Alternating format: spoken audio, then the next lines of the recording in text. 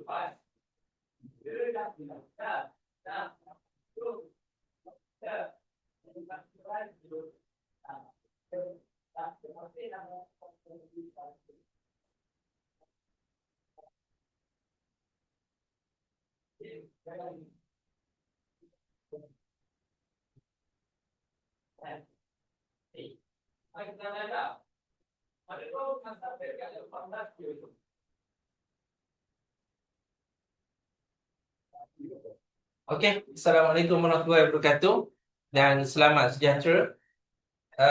Jumpa saya lagi, Cikgu Azmi ataupun Dr. Azmi untuk kelas ekonomi di e-tuition, platform e-tuition ataupun kelas secara dalam talian.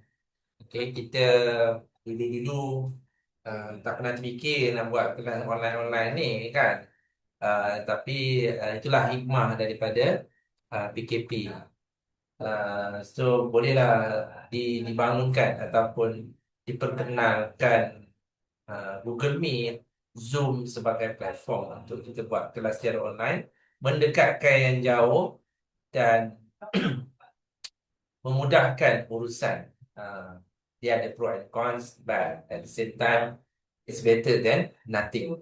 Lebih baik ada macam ini daripada tak ada langsung. Okay. Baik, so sebagai mukadimahnya, harapnya semua anda berada dalam keadaan yang sihat. So calon-calon A dan juga A+. Kita nak A+ saja. Okay, calon-calon A+, ekonomi SPM 2026 yang ada pada malam ini, yang join e-tuition, InsyaAllah adalah calon untuk skor cemerlang dalam SPM. Pastikan anda berada dalam keadaan yang selesa, cukup dengan kelengkapan masing-masing. Duduk di tempat yang kurang gangguan ataupun yang memang tak ada gangguan untuk 1 jam bersama dengan saya.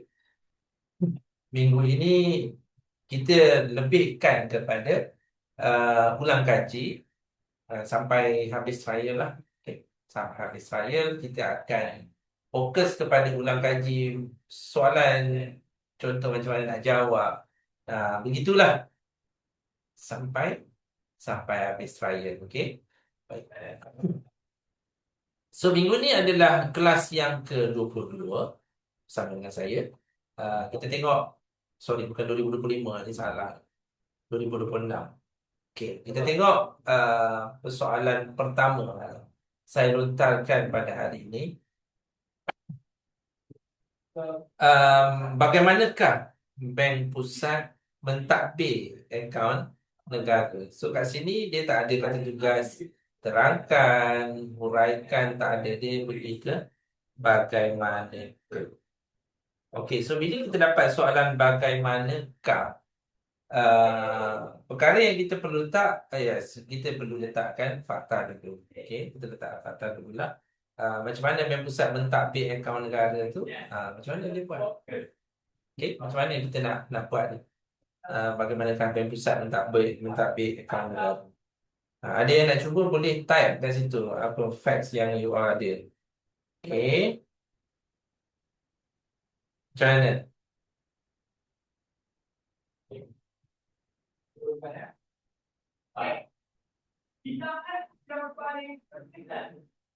Tak ada yang nak cuba? Korang kena cuba lah. Kena cuba sebab nak jawab SPM macam mana tak jawab kat sini kan? Kalau you all jawab, kalau salah, bolehlah saya betulkan. Kalau tak tanya kat sini macam mana? Nah, kacau kan? Macam mana? Okey, so secara dasarnya Bank Pusat ni mainkan peranan untuk kerajaan adalah sebagai jurubank kepada bank kerajaan. So tulis dululah uh, sebagai jurubank kepada kerajaan. Okey, jurubank kepada kerajaan.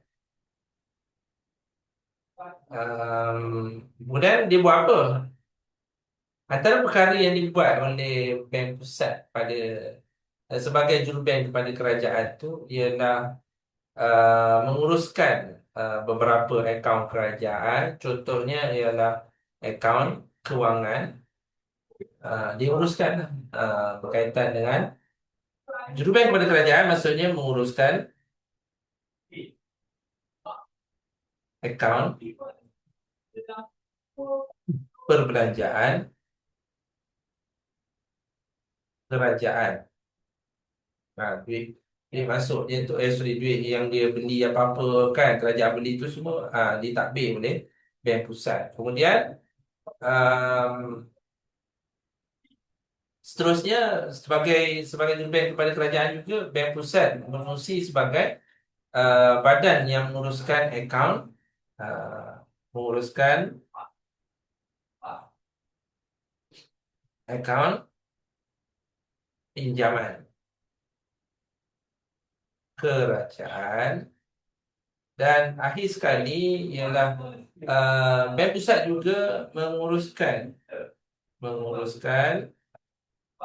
transaksi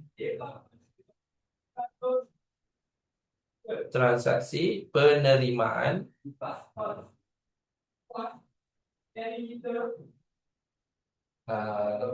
dari pihak lain kepada kerajaan. Okey, serta lagi satu, membuat pembayaran bagi pihak kerajaan. Okay, so ada 1, 2, 3 dan 4. Untuk jurubank kepada kerajaan tu ada 4 function, ada 4 perkara yang dilaksanakan oleh bank negara ataupun bank pusat. So kat sini markah dia 4. Okey, yang atas sekali yang ini poin pertama, ini fakta dia, satu markah lah, satu markah. Kemudian satu markah lagi, satu markah, satu markah, satu markah. So total ada 5, but dia nak 4 markah saja. Means kalau tertinggal satu pun masih dapat markah penuh. Okey, itu macam mana kita jawab soalan lah, soalan apa orang kata, soalan kertas dulu. Okey. Boleh juga you all nak ulah ayat sendiri. It's okay. Maksudnya janganlah terikat dengan ayat yang saya bagi ni. Tapi dia masih lagi merujuk kepada poin yang sama lah. Contoh dia kata, sebagai jurubank kepada kerajaan, Bank Pusat menguruskan semua transaksi perbelanjaan, semua rekod kewangan kerajaan dalam perbelanjaan dan juga penerimaan contohnya. So kita dah dapat 2 poin, penerimaan dapat dan juga belanjaan dapat. Kita dapat yang ni satu, yang ni satu, dah dapat 2. Okey. Kemudian Bank Pusat juga memberikan ataupun menguruskan hutang, urusan akaun pinjaman kerajaan. Akaun pinjaman bukannya buat pinjaman, tak. Dia uruskan akaun pinjaman sahaja. Dia hanya uh, apa orang kata, bukan bukan kontrol, dia lebih kepada merekodkan apa pasal pasal hutang-hutang tu. Itu yang dikategorikan sebagai jurubank kepada kerajaan dalam dalam mentadbir akaun negara. Okey, tapi kalau kalau yang lain ada lagi adalah dia dia juga menerima semua bayaran cukai-cukai apa semua tu kan daripada pelaburan dan sebagainya juga diuruskan oleh Bank Pusat. So itu macam mana kita nak jawab? You boleh boleh guring dengan sendiri macam mana you all faham. Tak semestinya terikat sama macam dalam dalam buku. Okey, kita tengok yang lain. Maklumat di bawah menunjukkan dua jenis cukai. Okay, so two types of tax. Dua jenis cukai. Okay, cukai A, cukai B. So diminta kita bezakan. Bezakan, kita buat jadual.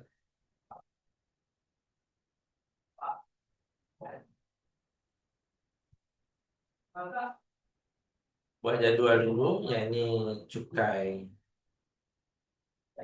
A, cukai B. Okey, so kita tengok sebab bezakan kena ada perbezaan. Boleh tanya terus. Tanya lah. Semua siapa nak tanya boleh tanya. Okey, sebab you all sekarang tengah mood trial ni.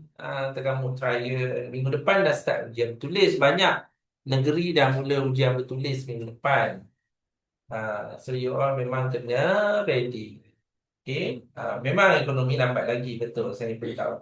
Biasanya ekonomi ni dia duduk ujung-ujung kan. Dia letak paper ekonomi ni orang kata penutup pagar lah. Paper yang last-last itu ekonomi suka duduk ujung-ujung. Tapi you all kena prepare daripada awal lah. Janganlah ujung-ujung mau nak study. Bila ujung-ujung mau nak study, macam mana nak score A+. A plus, A memang kena study awal. Tak boleh ujung-ujung. Okay? Sebalik semula, cukai A tu dia bagi contoh je. Cukai pintu, duty stamp, cukai pendapatan individu. Kemudian cukai B adalah duty excise, duty import, cukai jualan dan perkhidmatan.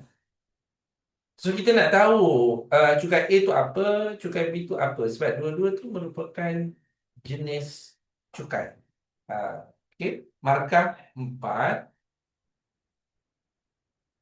4 markah. So kita perlukan dua perbezaan. Okay. Kita tengok, katalah perbezaan yang pertama kita letak cukai pintu dengan cukai excise ataupun duty excise ni, beza dia ialah yang ini cukai langsung. So dia punya orang kata dia punya antonym dia ialah cukai tak langsung. Okey, cukai langsung, cukai tak langsung. Dua side lah. Ini perbezaan pertama. So bila kita letak macam ni, kita letak satu perbezaan untuk dua-dua barang, dua-dua jenis cukai ni, kita dapat dua markah kalau dua-dua betul. Kalau ada kesilapan, satu je lah dapat. Katalah cukai yang cukai A tu letak cukai langsung. Yang B tu dia tak letak cukai tak langsung, dia letak entah apa-apa cukai tak. So kita ambil yang A je lah, betul. Yang B tu salah, tak ada lah markah. Kita ambil pula yang kedua, kita nak tahu apa? Cukai langsung dengan cukai tak langsung. Cukai langsung, beban cukai tidak boleh dipindah. Ini beban cukai boleh dipindahkan. Maksudnya boleh kita boleh absorb the tax untuk mengelak daripada kita sendiri yang bayar. But the tax still dibayar, cuma bukan kita yang bayar. Kita serap supaya orang lain yang bayar. Kalau kedai itu kan, kalau orang yang berniaga, ada cukai jualan, contohnya dekat kita punya resit tu, ada cukai jualan. Cukai jualan dinyatakan dalam resit. Tapi kita peniaga tadi tak perlu bayar. Yang kena bayar adalah pelanggan kita, iaitu pengguna lah. Dia dia pindahkan beban cukai yang pada peringkat awalnya adalah perlu dibayar oleh pihak firma, tetapi atas sebab itu adalah cukai tak langsung, maka bebanan cukai tadi telah pun dipindahkan. Ah, Maksudnya peniaga atau usahawan ini dia ambil inisiatif untuk transfer the burden ataupun bebanan cukai tadi kepada pengguna. So pengguna lah yang kena bayar. Dia tidak menjadi satu kesalahan. Sebagai pengguna, kita tak boleh marahkan peniaga yang memindahkan beban tadi, because itu memang dibenarkan oleh pihak kerajaan kerana ini adalah cukai tak langsung. Kalau cukai langsung tak boleh lah. Cukai langsung dia sendirilah kena bayar. Maksudnya penama yang ada pada cukai tu, then they have to pay by their self. Dia kena bayar. Itu maksudnya beban cukai tidak boleh dipindah. Okay? Kita tak boleh transfer tax tadi kepada pihak lain, pihak yang bukan kita nak bayar kan. Macam tu. Okay? So ini dua perbezaan kita dapat nampak. Maka ada lagi perbezaan-perbezaan lain, you boleh tengok dalam buku lah. Ada lagi yang lain. Banyak lagi perbezaan, tak, sorry, tak adalah banyak sangat. But still ada lah perbezaan-perbezaan itu. Okay? Okay, contohnya cukai langsung ni dia lebih kepada cukai progresif. Okay, maksudnya bila contoh cukai pendapatan, bila kita punya pendapatan makin banyak, maka kita perlu bayar cukai pada kadar peratusan yang lebih tinggi. Itu maksudnya progresif. Maksudnya kat sini jumlah cukai, jumlah peratusan, allocation, jumlah percentage allocation dalam pendapatan kita untuk bayar cukai tu akan jadi lebih tinggi. Percentage dia, allocation dia, bajet kita tu akan jadi lebih banyak bila pendapatan kita mencapai satu peringkat yang agak tinggi. Contoh kalau orang yang pendapatan dia setahun a million, 1 juta kan, then they have to pay tax tu, cukai pendapatan individu sampai ke 27%, 28%. Maksud 1 juta, kalau 27%, dia kena bayar cukai kat kerajaan 270,000. Sedangkan ada seorang lagi yang mana pendapatan dia tak sampai pun 1 juta, 100,000 saja. Okey. Tapi bila 100,000, dia tak ada pun kena sampai 27% tadi. Dia akan kurang daripada tu. Mungkin 18% dia. Dalam pendapatan rendah kan, untuk pendapatan rendah, dia punya tax pun peratusnya makin rendah. Kalau orang yang pendapatan setahun dia cuma 24,000, 20,000 kan, itulah 20,000 setahun. Dia mungkin kena bayar cukai lagi rendah daripada tu. Mungkin 1% saja. Dia bergantung kepada current situation, tahun yang tertentu, yang mana kadar peratusan ini memang ada pindaan. Akan dibuat pindaan berdasarkan keperluan oleh pihak kerajaan lah. Kadang-kadang kadarnya sama untuk tempoh beberapa tahun, tapi ada masanya pula setiap tahun berubah. Itu semua adalah di pihak kerajaan lah. Okay, itu maksudnya cukai progresif. Tapi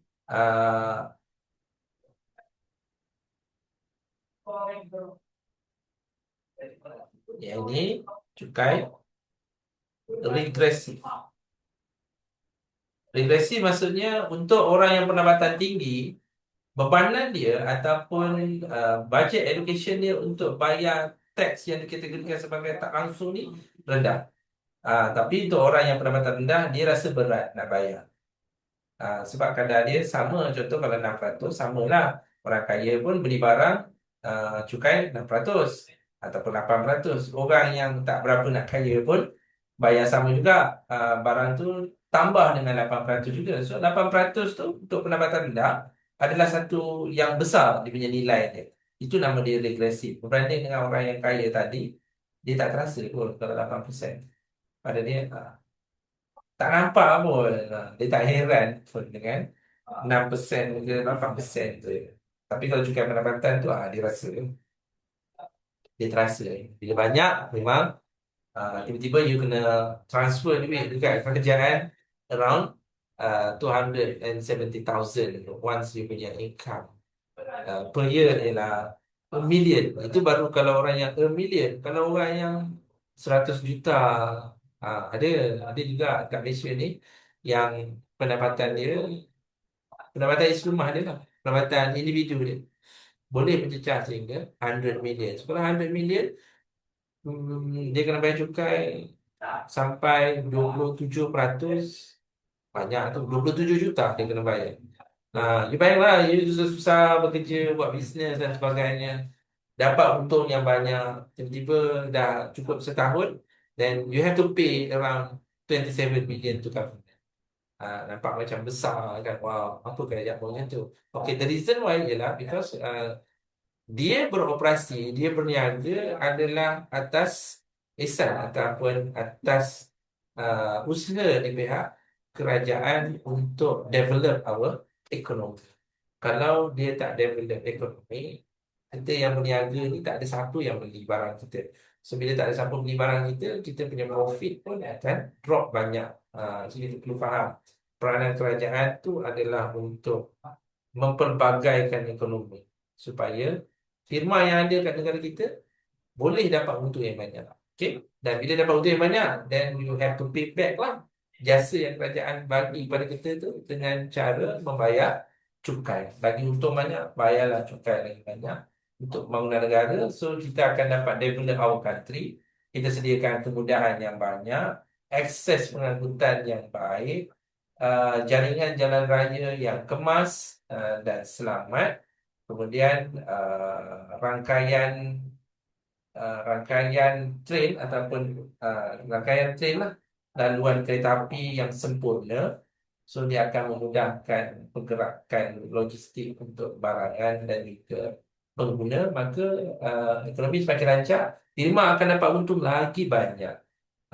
Macam itu. Okay. Sama juga kita develop our internet ataupun ICT punya status kan. Maksudnya lagi laju internet, liputan hampir 100% dekat negara kita. Dulu mana-mana ceruk pun ada internet. So kat situ akan memudahkan urusan perniagaan. So dan sebab kadang-kadang ada student saya dia tanya, apa kerajaan ambil cukai je cikgu, tak ada kerja lain ke? So inilah jawapan dia. Cukai itu untuk develop our country, dan dalam masa yang sama menyediakan infra, dan seterusnya menjadi perangsang pada pembangunan ekonomi ataupun keuntungan firma tentunya. Okey, sekarang kita tengok pula bahagian B. Tadi dah bahagian A. Bahagian B pula. Penyataan di bawah berkaitan dengan pemberian subsidi. Pemberian subsidi ternampak dah oleh kerajaan. Okey, harga telur ayam terkini 2024 PM. Perdana Menteri Datuk Seri Anwar Ibrahim berkata, penampungan subsidi keperluan makanan rakyat sebanyak 10 sen bagi sebiji telur ayam akan melibatkan perbelanjaan RM100 juta. Manakala pada tahun 2023, peruntukan subsidi telur ayam adalah sebanyak 92 juta. Kata ni. Okay, so ini sumber dari Metro. Kita tengok soalan A.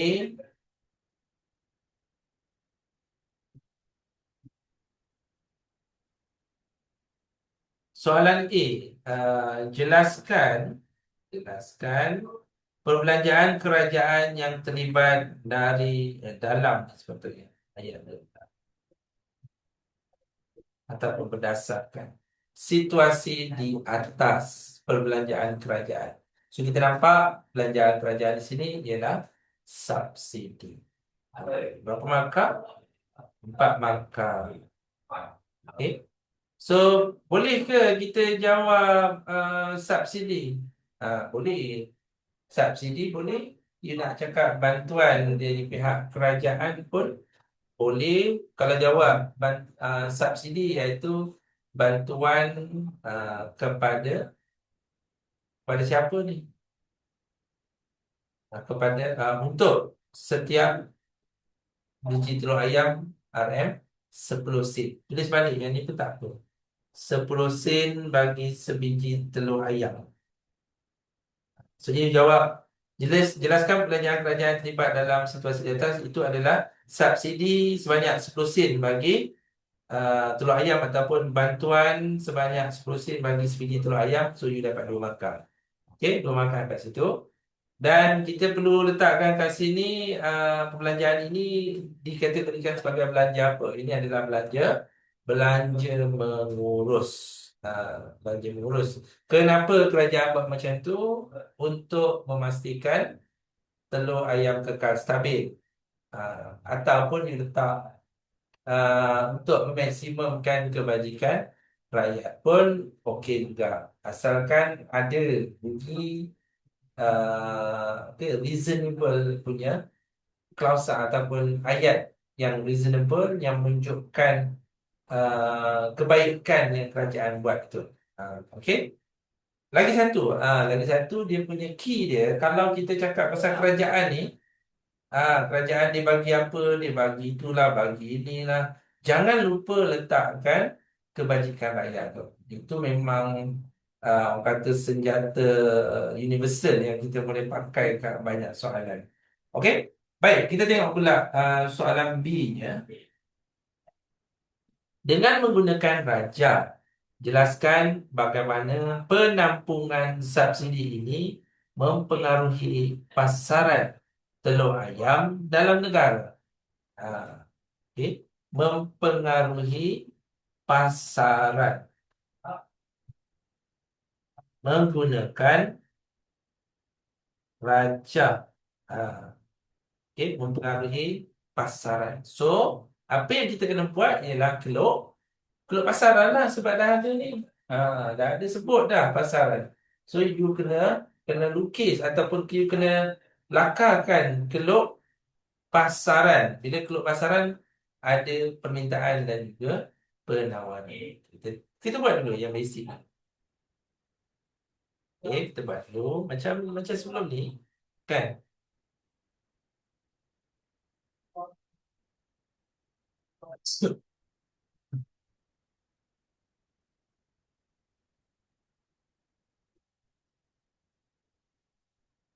Okay. So, ni basic je untuk paksi.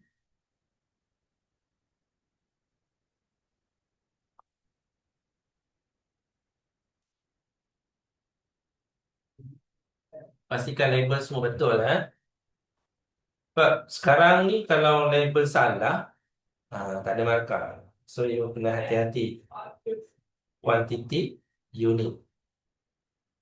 Ini sangat penting. Pula telur dia. Telur permintaan dulu kita lukis.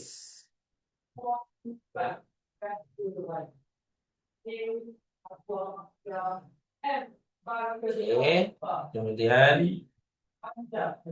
telur penawaran.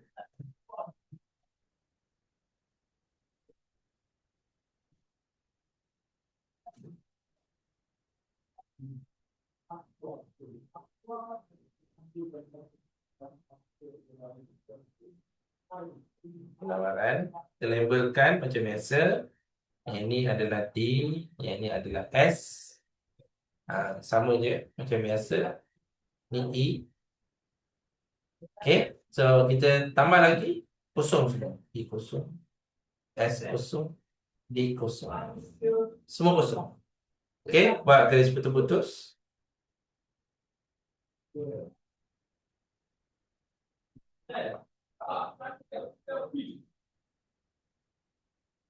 Labelkan macam biasa. Yang ni adalah P, and then this one is Q. Okay. So, bila kita tengok tadi, kerajaan dia bagi subsidi kan. Bila cakap pasal subsidi, satu setting kita dekat kepala ialah subsidi firma yang dapat. Dia tak bagi pada kita, dia bagi pada firma. Okay. So bila ada subsidi, apa yang berlaku kepada firma ialah mereka akan dapat mengurangkan kos pengeluaran. So, bila subsidi bagi pada firma, firma yang dapat, kita terus highlightkan firma yang dapat, maksud dia adalah SS ataupun penawaran. So, daripada peluk ni, D dan juga S akan berlaku perubahan pada S sebab firma yang dapat subsidi. Bukan kita. Yang dikata 10 sen untuk satu telur ayam tu bukan kita, tapi firma. Okey, kita kena faham. Subsidi, firma. Ah, Subsidi lebih menjurus kepada firma. Kalau dia kata, tapi ada juga kita dapat subsidi je tu. Subsidi yang kita dapat, kita istilahkan dia sebagai bantuan. Bantuan kewangan bagi pada kita. Walaupun dua-dua adalah bantuan kewangan, tapi untuk isi rumah tu kita istilahkan sebagai bantuan kewangan. RM150 untuk buka sekolah budak-budak kan, voucher buku dan sebagainya. So itu adalah bantuan yang diberikan oleh pihak kerajaan, masih lagi dalam kategori subsidi, tapi kita tak highlight subsidi itu. Kita highlightkan dia adalah bantuan dalam bentuk wang ataupun dalam bentuk e-wallet dan sebagainya, jasara, semua itulah. Okey, so kita nak gerakkan S makin banyak ataupun makin sikit. So logiknya bila dapat subsidi, S akan jadi makin banyak. Okay, dia akan jadi makin banyak. So kita tambahkan satu telur lagi lah. Tambahkan lagi satu telur. Kita nak buat apa? Ni, jom lah. S tambah lagi satu.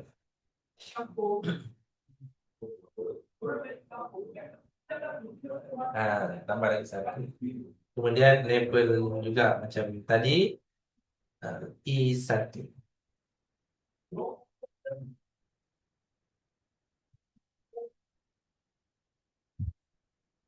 So P, tadi P kosong.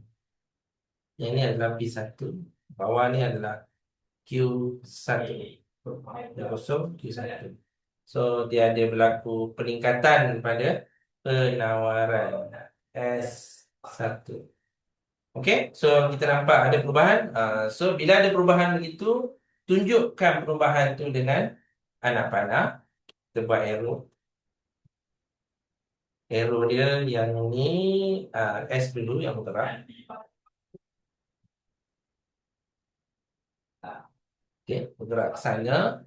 Q bergerak juga ke sana. Kemudian P menurun. So kita letaklah yang ni, perubahan yang pertama adalah pada S, ni nombor 1. Ni nombor 2, nombor 3. Okay, kita ada 3 perubahan yang berlaku pada telur, iaitu pertama adalah peralihan dari S0 ke S1. Kedua ialah kuantitinya bertambah dari Q0 ke Q1. Dan yang ketiga, harga menurun dari P0 ke P1. Okay, so kita ambil rajah ini yang kita dah lukis, yang kita dah draw, yang kita dah lakar ini. Rajah ini membawa markah sebanyak 4 markah. So 4 markah maksimum. Kadang-kadang dalam SPM mungkin boleh turun kepada 3. So kita letak 3 atau 4 markah untuk rajah. Rajah saja. So huraian dia pun jadi macam tu jugalah.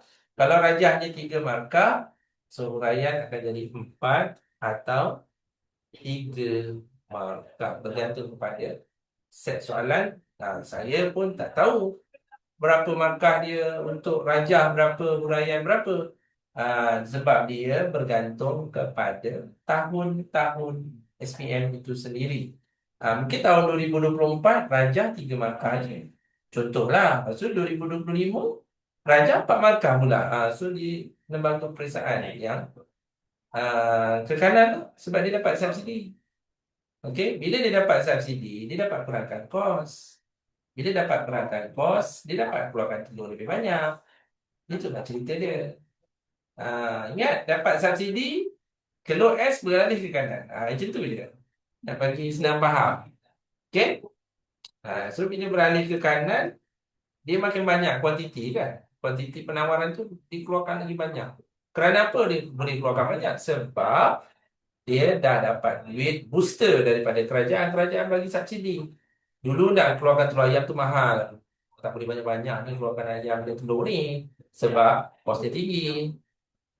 So, bila kerajaan bagi duit untuk beli bahan mentah lagi, mungkin tambah ayam ke, kan? So, banyaklah telur ayam tu dia dapat hasilkan.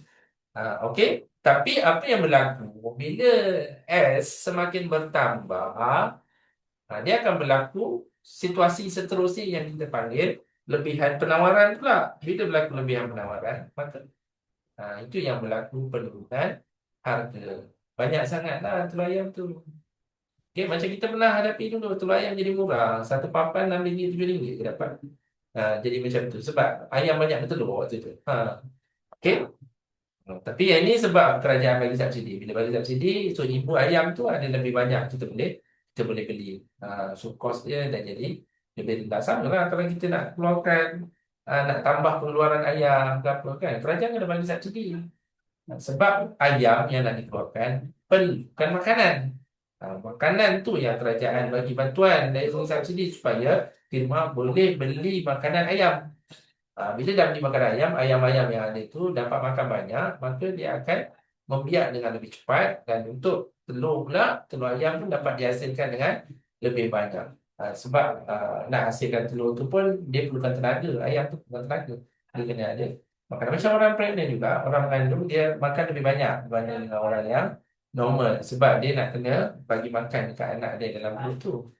Sama dengan ayam tadi. So bila dia ayam tu sihat, dia boleh bertelur dengan lebih banyak. Okey? Itu maksud dia. So kita nak buat uraian akan berbalik kepada uh, semua semua anak panah yang kita dah buat untuk dapatkan 3 markah sebab ada 3 anak panah kan. Tetapi kalau nak tambah ekstra 1 markah lagi, nanti kita tengok apa yang kita perlu tambah. Okey, let's say kita buat uraian begini.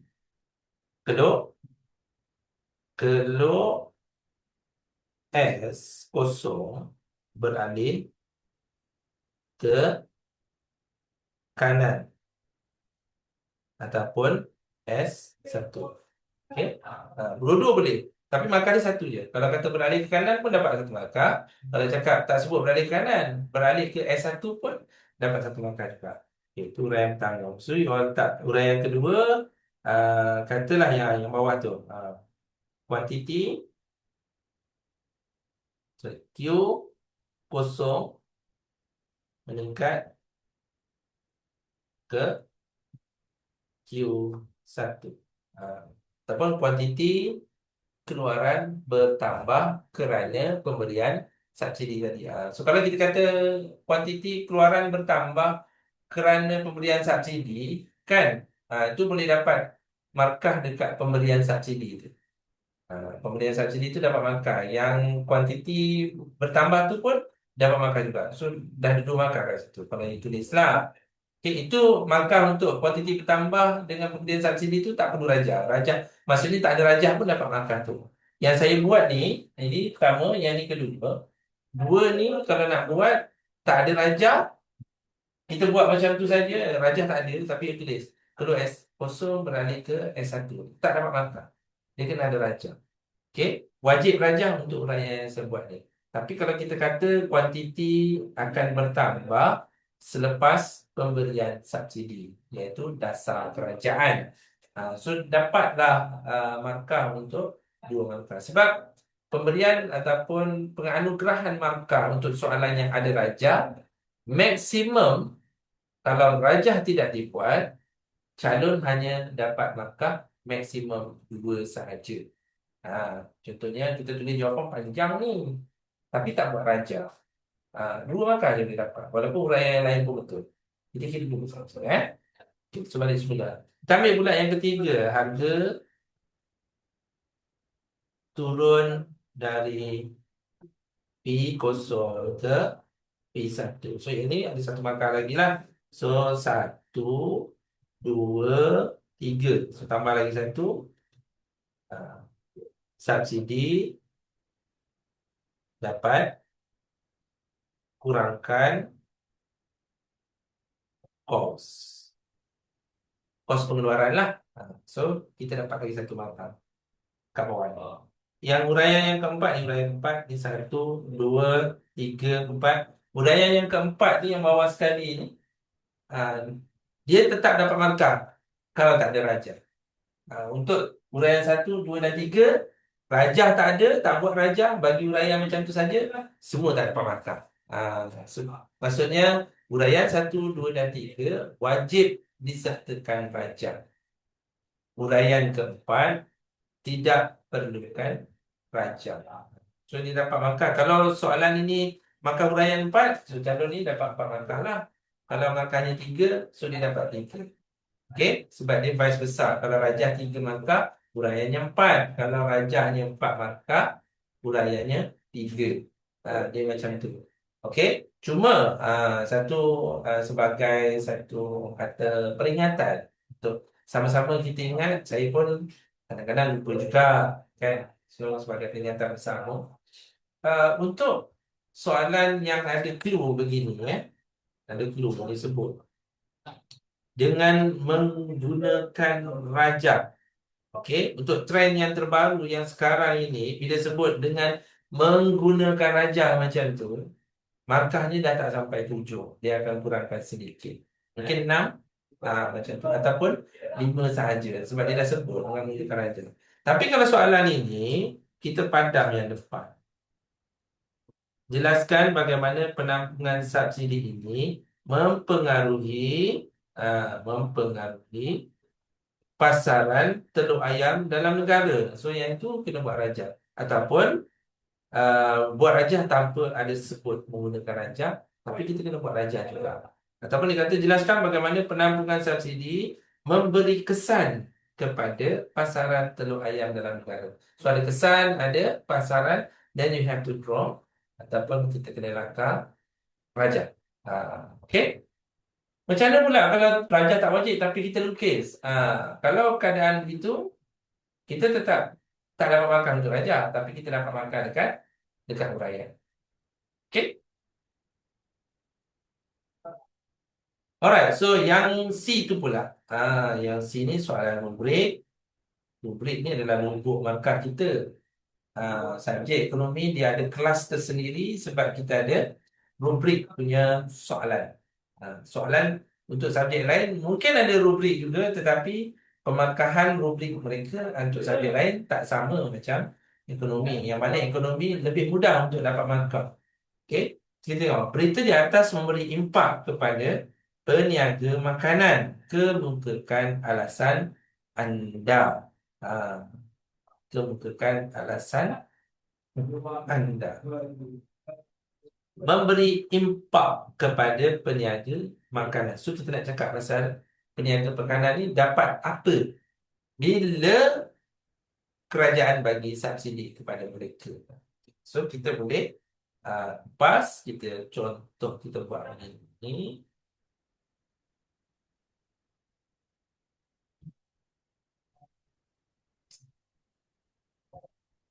So.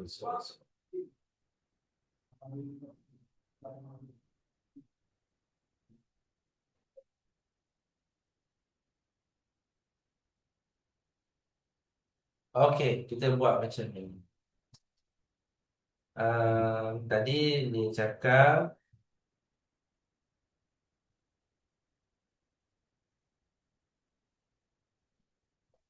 berita di atas menimpa kepada peniaga makanan kemukakan alasan. Okey, so kita nak cakap yang peniaga makanan ni akan dapat apa bila kerajaan bagi subsidi. Okey, so kita buat balik macam ni. Kita tulislah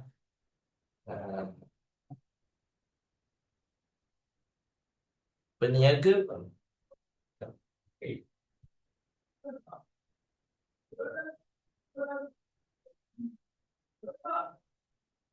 peniaga makanan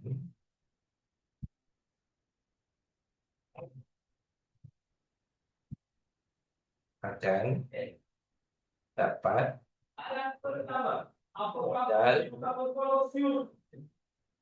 tambahan dalam bentuk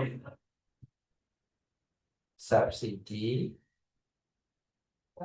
dan ini akan kurangkan kos operasi mereka. Nah, contoh dia jawab macam tu lah. Sampai kurangkan kos operasi mereka. Kita tengok berapa markah dia dapat. Yang ini adalah idea dia. Dapat modal tambahan. Okey, dalam subsidi. Dalam bentuk subsidi lah. Okay. So modal tambahan ni idea dia. Idea. Idea pertama dia lah. Okey, so dalam subsidi. Dan ini akan kurangkan.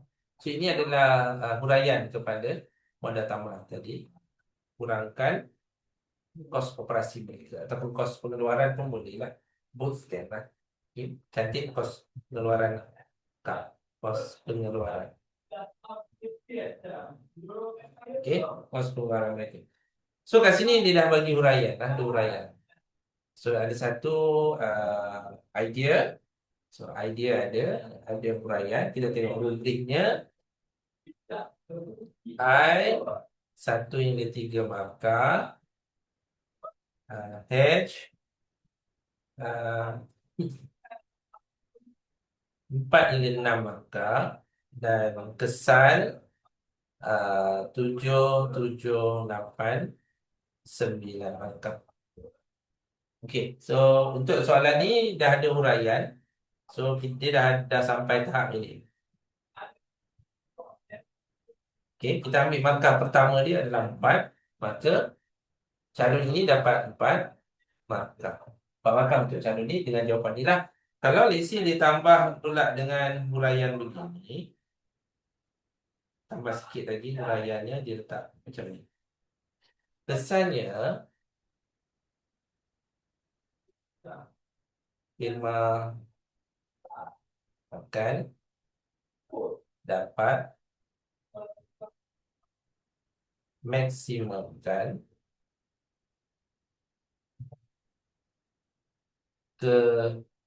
keuntungan mereka. Okey, dia jawab ada kesannya. Kesannya adalah keuntungan maksimum sampai sini. Memaksimumkan keuntungan. So ini adalah K.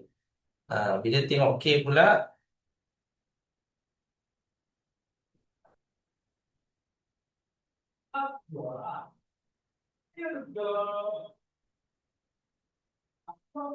K kat sini. Kita sampai tahap 3. Okey, dah sampai tahap 3. Markah untuk tahap 3, kalau ada satu je K nya, dia dapat 7. So 7 markah dia dapat sampai sini. So, pendek je. Peniaga makanan akan dapat modal tambahan dalam subsidi dan ini akan kurangkan kos pengeluaran mereka. Seterusnya ataupun kesannya, firma akan dapat memaksimumkan keuntungan mereka. So, 7 markah. Memang sangat senang.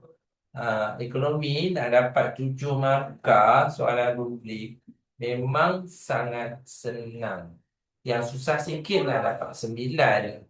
7 memang senang. So kalau you dapat 7 pun sangat-sangat mencukupi sebenarnya. Tak dapat 9 pun tak apa. Dapat 7 tu dah cukup baik dah. Dah cukup baik. Kalau dah dapat 9, you kena kembangkan daripada keuntungan. Daripada maksimum keuntungan ni, apa yang firma boleh buat? Yang tu barulah kita dapat markah tahap 3 yang seterusnya.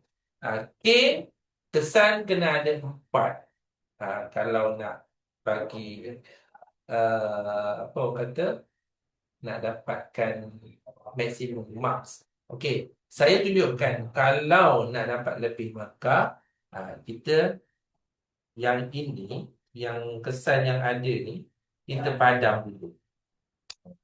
Kalau nak dapat banyak markah lah, ni kita nak tutup sampai sini. Let's say ni dah calon A, kita pergi calon B pula. Calon B, dia jawab macam ni. Sorry, sorry. Dia padang kasar.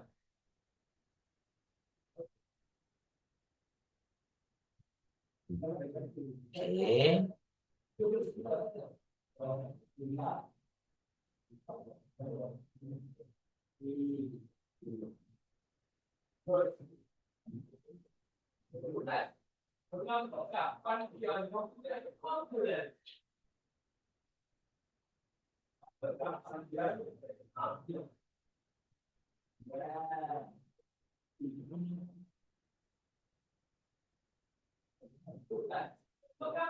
Prima dapat memaksimumkan jualan ataupun pengeluaran. Kita tukar keuntungan tadi kepada pengeluaran mereka. Seterusnya,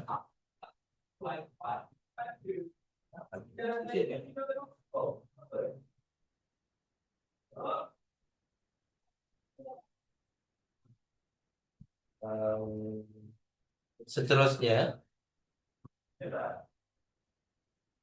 keuntungan mereka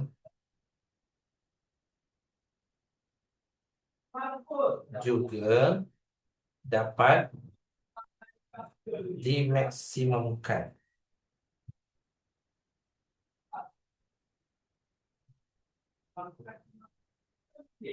Hasilnya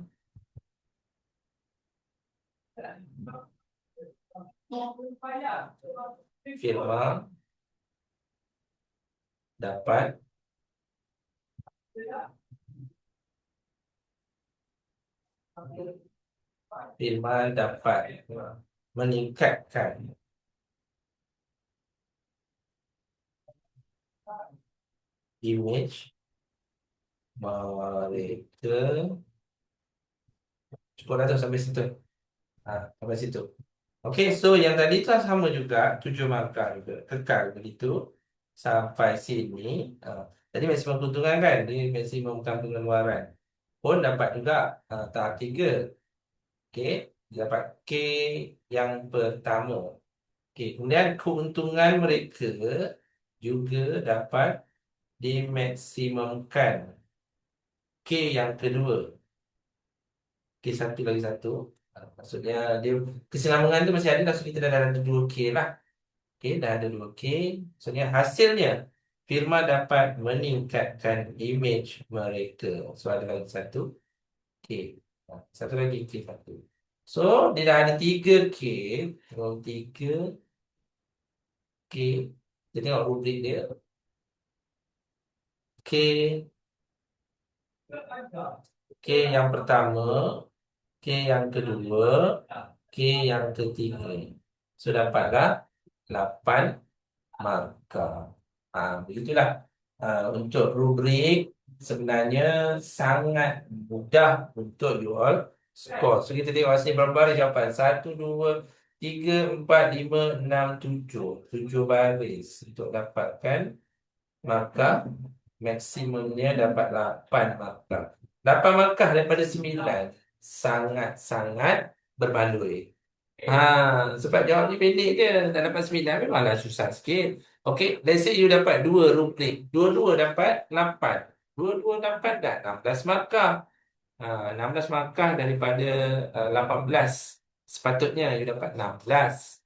Okey, kemudian soalan-soalan lain tu nak lulus lagi berapa je dah lulus dah. Nak dapat A pun dah ada booster, you dah ada 16 marks. Okey. Kalau nak A plus memanglah susah. Okey. Mana-mana subjek pun kalau nak A plus memang susah.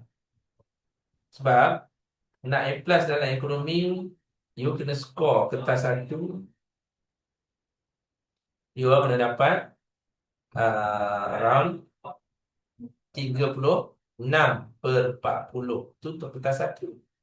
Kertas dua kena dapat 90/100.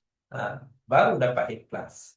So kalau kita total lah, dua-dua 90/100, maksudnya you dapat 54/60. Okey, kemudian 54 kertas 2 tambah dengan 36 kertas 1, kita dapat 90. Baru dapat 90 markah. Itu kalau kertas 1 36 dan kertas 2 90. Tadi kita kata rubrik dapat 8 kan? Dapat 8, 8, 16. 16 maksudnya kita dah short 2 markah. So daripada 100 tu, you dah hilang 2 markah. Ada lagi 98. Ada 98 lagi markah yang you boleh cari. Let's say slip lagi. You ada 8 markah untuk you. Slip you tak dapat lah. 8 markah mungkin soalan 1 kurang 1. Soalan 2 kurang 2. Soalan 3 pun kurang 1. Soalan 4, soalan yang bukan rubrik kurang juga.